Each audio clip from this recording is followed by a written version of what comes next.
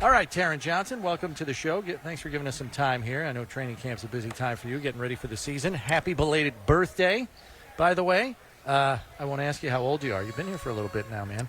You've been here for a little bit. I can tell you how old I am. Right, I'll tell you, I'm 27 years old. Okay, so still a young buck in many, many respects. It's just that you've been on the field almost from the jump since you got here. People look at you as a wily veteran. Do you feel like a wily veteran? I mean, you know this league now. You know the opponents you face every year. You've got a working knowledge, probably a pretty thick book of notes at home, right? I mean, do you consider yourself a veteran? For sure. Yeah. For sure. I mean, I feel like I've had a ton of snaps, more than most people had in their 7-year career or 6-year career. But, I feel like a vet. And this is you should. This is kind of what your next time going around the merry-go-round. This is your training. This training camp's got to feel like just another day at the office, like you never left, almost, right?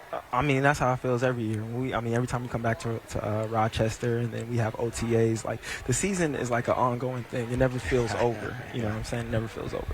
You, when we had you on the show here last year at training camp, you had just gotten engaged, I think, if I'm right, and then you got married this offseason. Yeah. So big steps in life. It's one thing to become a professional, but it's one thing to, start a family and that kind of thing. So congrats on that. How did everything go? Was it a nice day? You get good weather? And it was a little cloudy, but it was probably the best day of my life. So awesome. It was great, and I had a lot of love there, so I loved it. Yeah, good for you. Question I want to ask you, football related though, because I think over the last several years, this has been predominantly a nickel defense. That is the base. You're on the field 95% of the time. Now, at the same time, that gives your opponents every week the ability to know Taron Johnson's going to be here 95% of the time when we put our offense out on the field. I'm not saying that puts you guys at a disadvantage. You guys are going to do what you do best. But I would like to think it forces you to try to prepare as best you and your defensive staff can for different trends that could be coming at you, knowing you guys play, hey, this is what we do because we're damn good at it. But they're going to try to solve the Rubik's Cube of the Bills' defense. How do you and your defensive coaches try to prepare for some of those trends? Like last year, for example, people started throwing guards at you to take you out of the run front because you're such a good run stopper. They tried to throw size at you. How do you prepare for some of those trends that could be coming your way this season? Really just watching film, watching the past film of how teams try to attack me and things like that. And coaches have done a lot of different things to try to put us in the best position. You know what I'm saying? So it's just a combination of those things and me just taking accountability and making sure that I'm continually getting better, continually studying film, and continuing trying to figure out my opponent. One of the things that happens when you guys do play so much of the same personnel on the field is you start to you recognize where teams are going to attack you. Like he said, you can see, that if it's a run game, they're going to send the guard at you. And there's certain aspects of your defense where you just know that most teams, particularly teams in your own division and that kind of thing, you kind of know what they're thinking about your defense, right? To give us an idea of where, what teams think about your defense. You can tell by watching film what they think of your defense. Where do they usually try and attack you?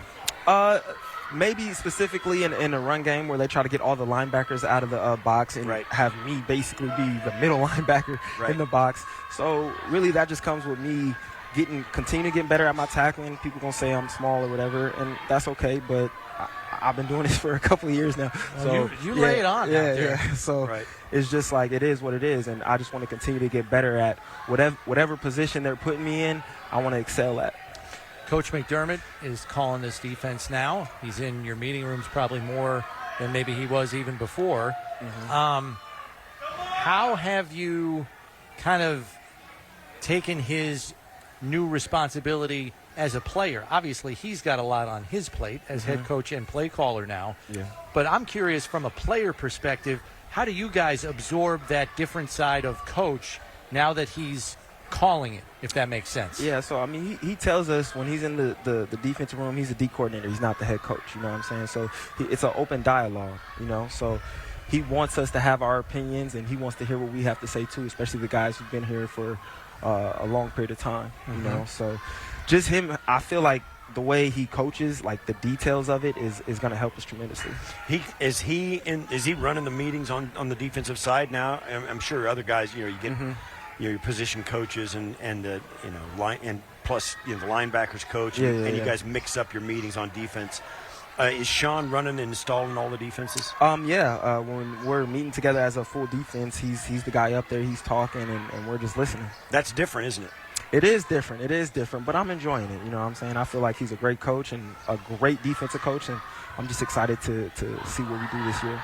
Taylor Rapp is a guy that I think on 29, 30 other teams would be in your starting lineup. But you got two guys by the name of Jordan Poyer and Micah Hyde in your secondary, so it makes it a little difficult. Yeah. But he seems to be one of those types of talents where Coach McDermott says he's so good we have to find ways to get him on the field to be part of the starting 11 at times, whether it's packages or whatever. I'm not looking to reveal any strategy here, but I guess what I'm asking you is how much can he change how your defense looks if Coach McDermott decides to use him as a movable chess piece, if you will? I mean, just his physicality alone, he's a bigger DB, so and as you can see with his Rams film, like he knows how to tackle and things like that. So I feel like you could put him really anywhere on the field, and he's going to help us. And he's such a smart player that he's going to know the different positions. He's going to know nickel, he's going to know safety, he's going to know dime. You know what I'm saying? So just those different things is going to help us a lot. What has Sean told you guys about how things might be different?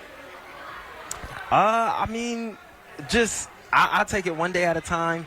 I feel like he's mixing up the calls, just trying to see what works best for us, and just trying to see how we can improve off of last year. And I feel like we're doing that. He has used this word a lot, and I remember when he used it when you first got here, going from 2017 to 2018. I still remember the press conference where he said, I was very happy with what our defense did in their first year. He goes, but I want to see a little more nasty from my defense. The word he's using now is physical. He wants a physical presence and identity with your defense. Not to say you guys didn't play physical last year or the year before that or the year before that, but it seems like that is an emphasis. Like he wants the opponent to know they played the Bills defense when the game is over. Like, feel it. You know what I mean? So are you sensing that from him? Like, there's an emphasis placed on that. It's a physical game. We all know you guys got to bring it every week, regardless. I mean, it's football. But there seems to be an emphasis from him on that. Are you guys getting that? Because he's giving us that in the press conferences. I'm just curious if that same message is being delivered to you guys. For sure. Especially specifically with the DBs, he wants us tackling, our corners tackle, you know what I'm saying? I'm a tackle, and I'm going to hit you as hard as I can every time. So it's like we just want to be as physical as we possibly can, and that's my mindset coming into each and every game. When you get into this training camp, it's always kind of one day at a time. Like, you're just trying to put one foot in front of it, particularly on a day like today when it's 900 degrees on the field, and you're trying to kind of endure through it. When what's the next plateau that you guys look for? Is it that first preseason game, or is it just dinner tonight?